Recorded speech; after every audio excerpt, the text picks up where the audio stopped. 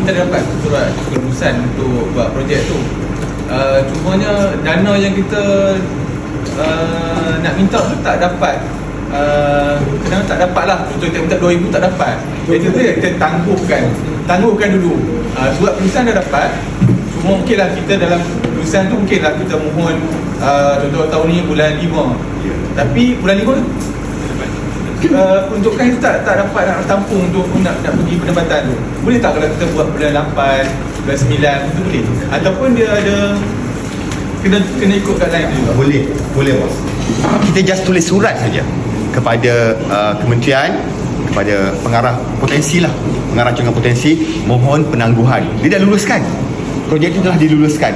Dia diluluskan projek tersebut kerana kertas kerja itu okey. Kan? Tapi tarikh sebenarnya dia tak pandang sangat pun.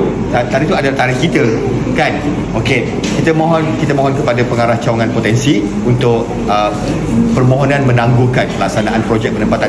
Permohonan menangguhkan projek penempatan itu mesti surat tersebut mesti dikeluarkan oleh badan operasi. Bukan peserta.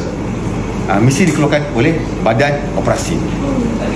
Sebab pendapatan mas kan, projek pendapatan mas tu, dana tu daripada mana?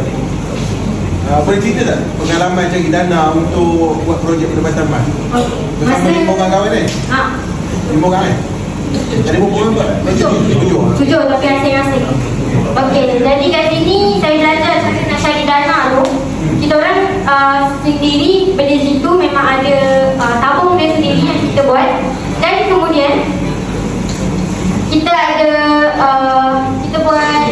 kita belajar untuk tulis, untuk cari sponsor.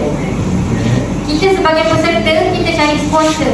Kita approach orang, kita hantarlah mana-mana. Kita buat satu surat rasmi untuk menjadikan sesuatu syarikat itu sebagai sponsor kita. Daripada situlah dia punya dana tu. Dapat lah. Surat sponsor tu ada surat backup daripada mana-mana agensi ke, macam KBS bagi satu surat ke, tak ada, memang surat daripada. Tapi ada surat kelulusan kita lah. Saja. Yang kita akan keluarkan surat kelulusan. Surat itu sajalah.